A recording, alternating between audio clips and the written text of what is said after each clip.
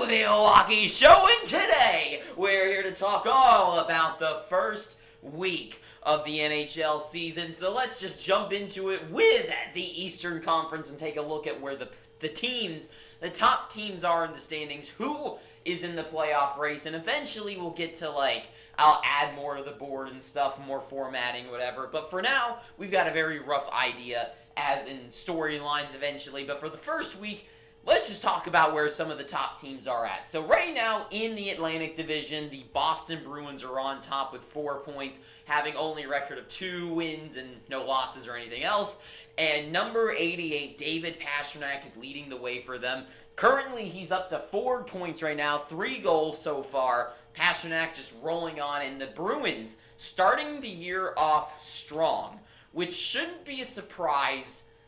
But I still feel, I don't know, I'm still worried about this team. Because in my predictions, I just feel like this team's depth, and eventually once they get to some tougher teams, because right now they played Chicago and Nashville, 2 pretty middling teams, and they haven't had the strongest showings against those teams either. So it's interesting. So right now they're doing good, 2-0. And not much to say there. After them is the Toronto Maple Leafs, a team that does have a lot to say about them. Currently 2-0 as well, 4 points, tied for first place. They've beaten Montreal 5-6, their first game of the season, in the shootout that everyone's talking, that a couple days ago when the game happened, everyone was talking about. It was the big game of the day. And that game, 5-6 in shootout, where Austin Matthews scores a hat trick, and then he does the same thing, if you haven't heard somehow. He does the same thing again in the second game of the season, where they beat Minnesota 4-7, which is kind of a little bit of a telling of the Maple Leafs right now that, yes, absolutely, they can score goals like crazy. But the defense of the Maple Leafs, and no matter what anyone freaking says, just I try to say a couple times, oh, the Maple Leafs defense is still an issue, they still haven't really fixed it, and then people would be like, what are you talking about? The defense is better than the offense, and it's like, what? No, the offense is the key to this team, and goaltending is the even biggest issue of it, with Ilya Samsonov just not really being...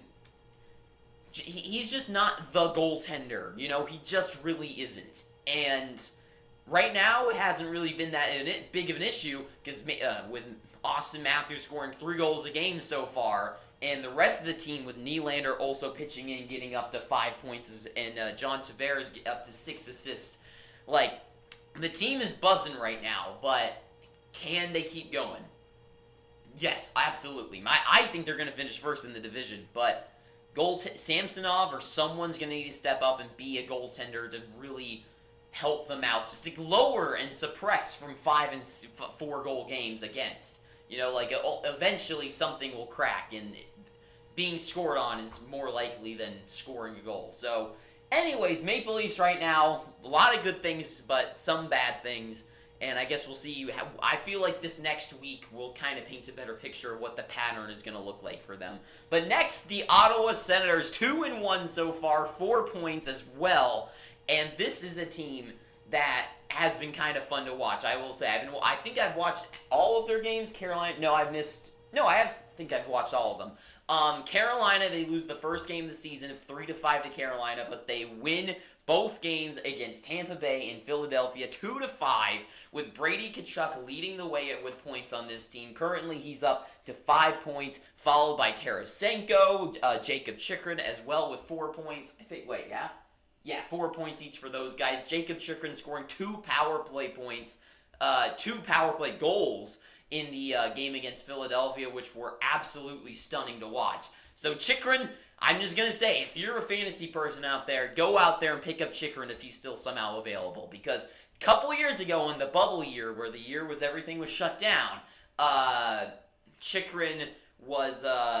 he was the number 1 goal scorer among defensemen, and he just he's had a tough few years with injuries, but now that he's finally on a good team in Ottawa, and he's able to flourish, he's going to be absolutely enormous, and so far he has been with 4 points. Tarasenko as well on his new team. Claude Giroux has looked good as well. Ottawa has been looking very good. They're fast, They work together well as a team. The depth is really showing up. The defense is good. Korpisalo has looked solid.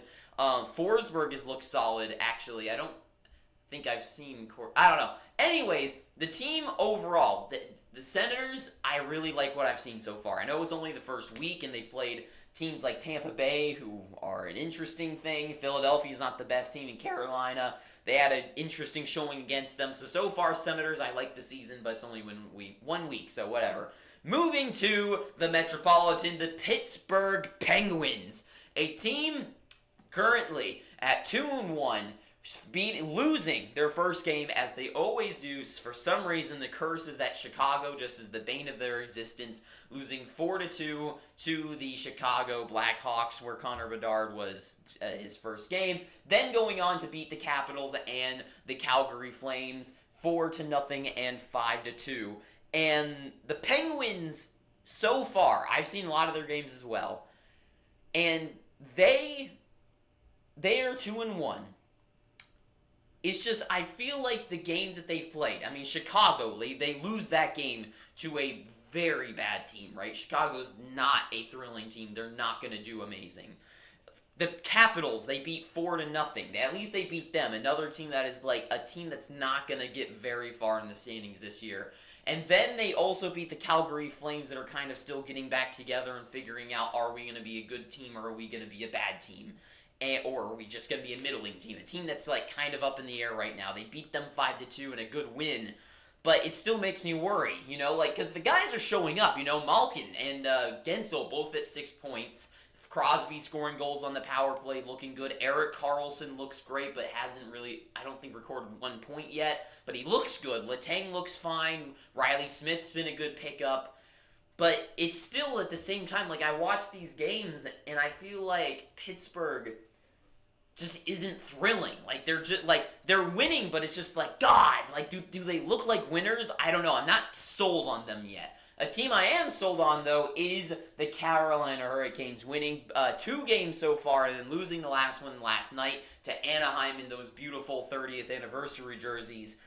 Them right now, led by Teuvo Teravainen, who's got 4 goals on the season, a guy that you'd like to see step up, and a team like Carolina needing a guy to score goals. If Teravainen is the guy that says, like, hey, you know what, we need a goal scorer, screw Svechnikov, screw Natchez, screw Aho, it's going to be me, then good for Carolina and good for him, because he's someone that who's kind of like had like high hopes, and I feel like has really sank. And if he can be their goal scorer, that's fantastic. Followed by Brady Shea right now with 4 points as well. Carolina has looked good. Carolina is one of my top picks to win the Stanley Cup. Like, they are just so good all around. I praised them so much. I'm sure if you've watched any of my videos and somehow that team has been brought up, you've heard me say I think this team's fantastic. So are the New Jersey Devils. Right now, 1-0-1.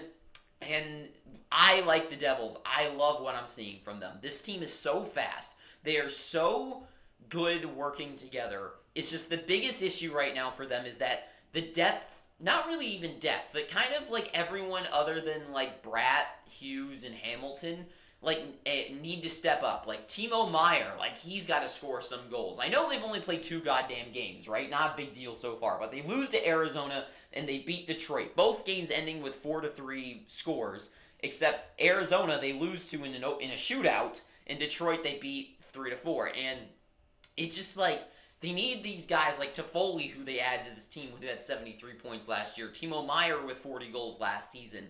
All the Dawson Mercer, like, they've got a lot of guys that haven't shown up yet. And I know it's only 2 games, not a big deal at all, right? But I see these games against a team, especially like Arizona, where it's just like, God, like, if there was ever a team for a guy like Timo Meier to just use the speed that we know he can bring and his shot and his skill to just kind of show off, yeah, I'm here for this season, I'm here to freaking go, boys. And he's done nothing so far, so that kind of makes me worried. But what makes me worried more is these teams down here. The Florida Panthers and the Buffalo Sabres, both 0-2 so far. 2 teams, to me, that are the best, other than maybe like the Oilers or maybe another team, the best offensively in the NHL. and they've scored both 4 goals and 3 goals so far in both of their games. A team like the New Jersey Devils, they've scored, I think it was 13 or 14 goals. No, I think the Devils were 13 and the Hurricanes are up to 14, right? And those two teams, I'd say, are nothing compared to what a team like the Buffalo Sabres can bring offensively, and they just can't get anything going. And both of them combined, not combined, both of them have been scored on 8 times over these 2 games. So it's an issue. That is an issue. And in the first and true wild card spot is the Canadiens right now, 1-0-1. All the other teams behind them are at 2 points, and there's just too many teams to talk about there. But the Canadiens, they look competitive so far. They look fun. There are a lot of young guys that are really trying to grow and want to be successful. They're not like some veterans that guys Caulfield, Suzuki, they want to go out there and win. Xhekaj or Xhaka, I keep hearing different ways you're supposed to say it. I never really figured out which one's the right way. And he's out there, he's trying to be competitive. He wants to be a champion, right? So it's fun to see these young teams like them and the Coyotes go out there with these guys that are let's finally go and win. So it's fun to watch. Moving on to the Vegas Golden Knights in the West. This team is unbelievable. This team is so good. Vegas, I was so wrong about them in the playoffs. Every round that they played, I was like, man, it's like the other team, when Vegas plays them, ends up having their worst round. And to me, I thought it was Vegas getting lucky, and it was the other teams that were just finally giving up in the playoffs or something. But no, Vegas has some sort of crazy way of just messing with the heads and just ruining other teams that they play up against. And I don't understand it. They're 3-0, beating the Seattle Kraken, the Sharks, and Anaheim. Now, maybe not the best of competition, but beating them all 4-1. They make the other team not score a goal, and they score goals against them. It's crazy. It is crazy. I know it's only the first week, and it's only 3 games, but Vegas really is, the defense is so stacked when it comes to actual playing defense. Not scoring goal. The defense also can jump and play a little bit of offense and join on things like Pietrangelo, like Shea Theodore, right? Because you take a team like LA down here, right? And their defense is very defensive with Gavrikov and Doughty and Roy or Y, whatever. These guys, that defense, and the Islanders, they're not on the board. It's that team, those are strictly defensive playing teams, right? But then you have teams like Colorado, you have teams like New Jersey and Carolina that are really stacked to bring some offense from behind. And it's just crazy to me that Vegas has both worlds in this team, and it is so good at shutting down the other team and also helping the offense. And the offense is so stacked that they just keep shoving it down the other team's throat. And when all else fails, Aiden Hill has been there to be unstoppable as well. So Vegas, unreal so far. Chandler Stevenson leads the team with 5 points, 2 goals, and Eichel with 4 points and 2 goals as well. Vancouver, a team that we shouldn't get too hyped about right now because they're 2-0, sure. And they've scored a lot of goals, but it's against one team, and one team that once again, have always said, the defense, and then people sometimes are like, the defense is great, what are you talking about? It's no, Edmonton's defense sucks. I said it last year, and you can go back and look, then Stuart Skinner, I have never believed in since day one. I don't know how he was voted as an all-star last season. This goaltender, his numbers are never great. In the playoffs, he was absolutely abysmal. He never wowed me. And sure, every goaltender has some nights where they go out there and they look unstoppable, and he had those moments last season. But going into this one, I knew this rookie, this Stuart Skinner, was not the goaltender. It's just not. And a team like Edmonton, where they've got so much riding on the line to finally win the Stanley Cup, and for them to be going with this unproven, not really reliable rookie goaltender as the guy is insane to me. I don't know how this is not a team that goes out there and gets a guy like John Gibson, or yet. They could, but yet. I don't know how they haven't done that yet, and it is just astonishing to me. Just what the hell is wrong with Edmonton? But that's not even who we're talking about. We're talking about Vancouver. Vancouver beating Edmonton 8-1 in the first game in the season, and then 4-3 in the second game in Edmonton. And it's just Vancouver has looked very, very, very good so far. But I don't want to get too hyped. They've only beaten one team twice, so let's hang out and wait and see how they play against a different team. Anaheim in the third place spot of the Pacific for right now. Not going to last very long. 2 points, 1-1. They lose to Vegas 4-1, and they beat last night Carolina in those amazing jerseys. And not a lot to say right now. Right now, Vetrano leads the team with 3 goals, and then tied with him for 3 points is McTavish and Ryan Strome.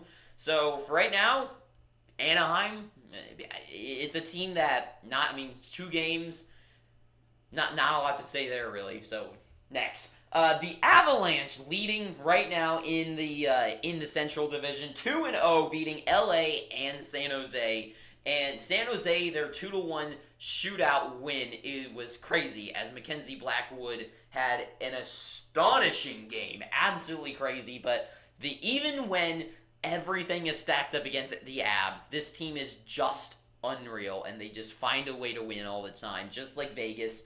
I love everything the Avalanche are doing. Right now, the top guys, all the number ones, with Rantanen leading the way with 4 points, 2 goals, then Makar and McKinnon both with 2 goals and 3 points each, whatever.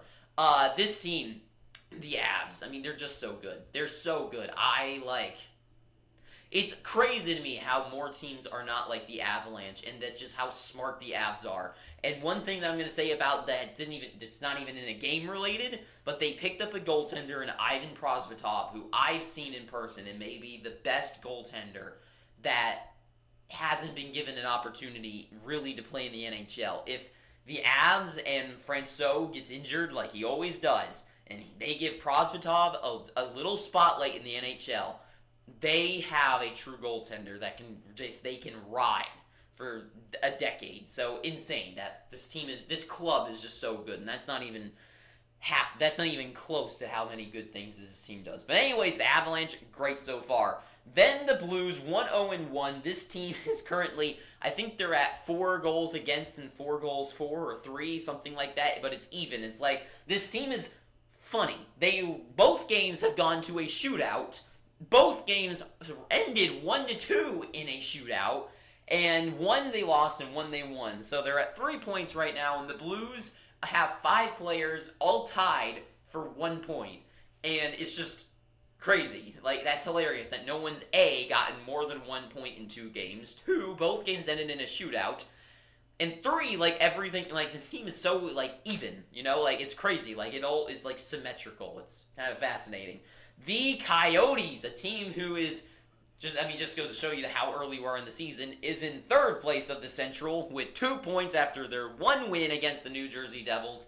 The game against the Devils was very good, and I really, really like what the Coyotes have going for them. I think they could be a sneaky pick. They could be a sneaky pick, and it's not just me being the home fan, but this team really is interesting to watch. The defense isn't really that bad. The depth is fighting, and the top guys, and Logan Cooley especially, has a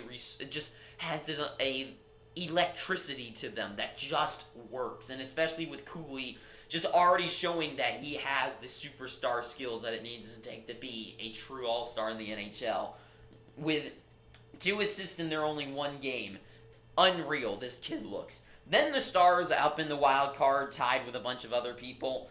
And then Edmonton, LA, and Seattle, all without a win so far. Edmonton, of course, their horrible losses to Vancouver. LA, 0-1-1, not good. But then the most shocking to me is Seattle just not being able to get the ball rolling with a 0-1-1 start as well. So wait, is that true? Hang on. That's not right. Yeah, they're 0-2-1. I knew that was wrong. They're 0-2-1. I don't know why I wrote 1. So Seattle just cannot get the ball rolling. Like, they just can't find a win. And yeah, but that is it. That is the first week recap. I will have better format for this board, but I wanted to get the ball rolling this week, starting with the first week of the season. I'll have storylines to look out for. It won't be all of just like every team being recapped.